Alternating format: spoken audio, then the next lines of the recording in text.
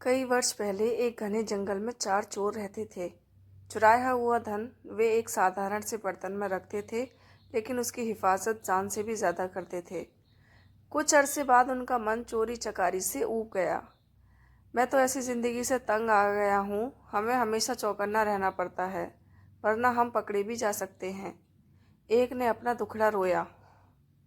हाँ, मैं भी चाहता हूँ कि हम लोग एक शांत, सच्ची ज़िंदगी जिएं।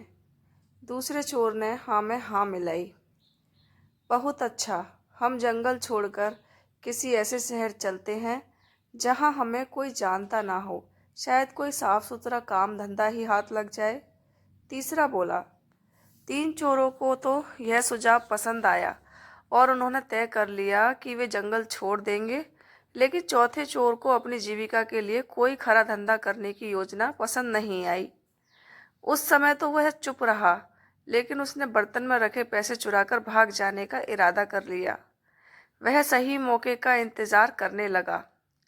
चारों चोर एक शहर पहुंचे और वहां एक धर्मशाला छत्र में रुक गए। उनमें से 2 शहर के बारे में कुछ जानकारी हासिल करने निकल पड़े।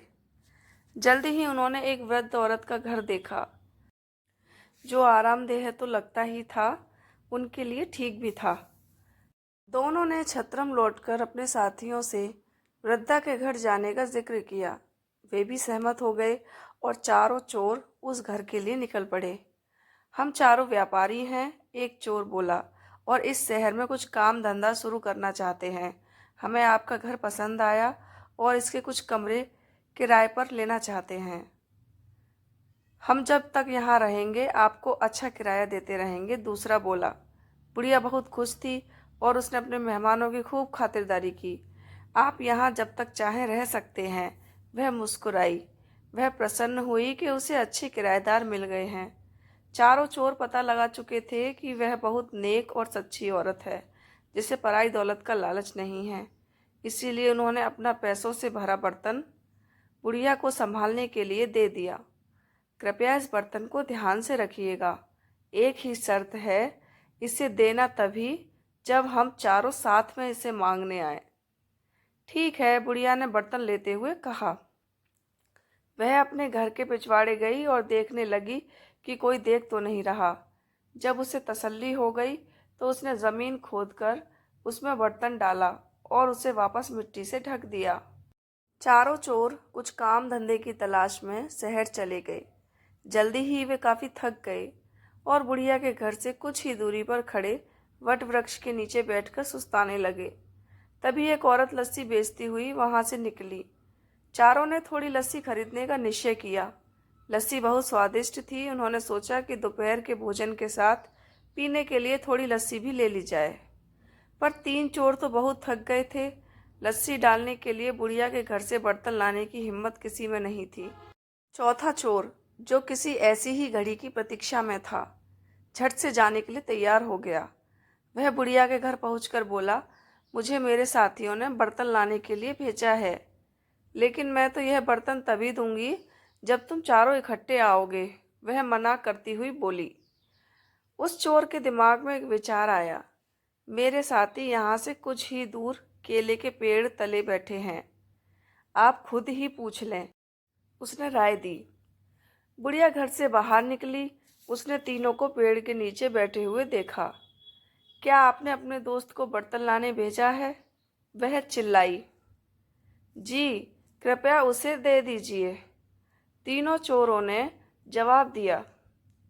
बुढ़िया ने सोचा कि उन्हें अपना बर्तन किसी कार्य हेतु चाहिए होगा, तो उन्होंने अपना विश्वसनीय साथी भेजा है। उस चोर को फावड़ा देती हुई वह बोली कि पिछवाड़े से खोदकर बर्तन निकाल लें। इतना कहकर वह अपने घर के कामों में उलझ गई। चोर ने बर्तन निकाला और चुपके से पिछले दरवाजे भाग खड़ा हुआ। इस बीच उसके दोस्त चिंतित हो रहे थे कि काफ़ी वक्त बीत चुका है और उनके साथी का कुछ पता नहीं। तीनों बुढ़िया के घर गए। हमने अपना साथी एक बर्तन लाने भेजा था, वह कहाँ है? उन्होंने पूछा। मैंने तो बहुत पहले ही उसे बर्तन खोदने के लिए कुदाल दी थी, उसने आपको बर्तन नहीं दिया? बुढ़िया हैरान थी। तीनों चोर समझ गए कि उनके साथी ने उन्हें धोखा दिया है। हमने आपको कहा था कि बर्तन तभी देना जब हम चारों आपके पास आएं। आपने हमारी बात नहीं मानी। हमें लगता है कि हमारे साथी ने आपके साथ मिलकर हमारा पैसा हथियाने का षड्यंत्र रचा है, वे बोले। बुढ़िया बहुत दुखी हुई। वे तीनों उसे शहर के न्यायाधीश के पास ले गए और उसकी शिकायत की। न्यायाधीश ने फैसला दिया कि बुढ़िया की लापरवाही की वजह से तीनों को नुकसान हुआ है, इसीलिए सारा हर्जाना बुढ़िया को ही भरना होगा। बुढ़िया रोती हुई घर लौट आई। इस बीच राजा और उसका मंत्री वेश बदलकर अपनी प्रजा की परेशानियां जानने शहर के दौरे पर थे। इस बात का किसी को भी पता नहीं था। बुढ़िया को देखकर वे रुक गए और उसके रोने का कारण पूछने लगे। उसी समय आसपास ही कुछ लड़के खेल रहे थे और उनका अगुआ था रामन। बुढ़िया की दुख भरी कहानी उसने भी सुनी। भगवान करे उन तीनों को तुम्हारे साथ ऐसा सलूक करने की सजा मिले, रामन बोला। यह सुनकर राजा और उसका मंत्री बहुत हैरान हुए। उन्होंने रामन से पूछा कि क्या वह इस मामले का फैसला कर सकता है। रामन ने आत्मविश्वास के साथ सिर हिलाया और कहा कि वह अपना फैसला राजा के दरबार में ही सुनाएगा। अगले दिन महल में दरबार लगा। रामन न्यायाधीश के आसन पर बैठा था। उसने चोरों की कहानी सुनी।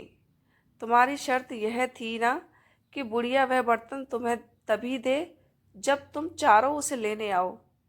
रामन के प्रश्न पर तीनों ने हामी भर दी।